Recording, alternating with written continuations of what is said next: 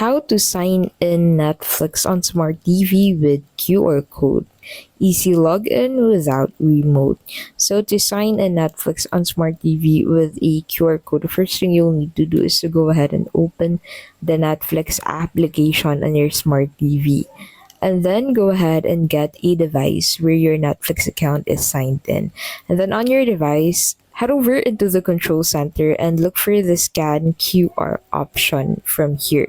So once you found that scan QR option, click on that and then go ahead and face your camera in front of the QR code on your TV.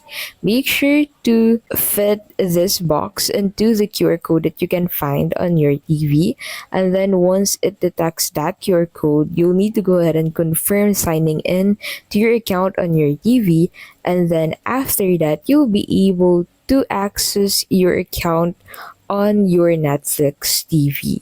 And that is how you can basically sign in Netflix on Smart TV with QR code.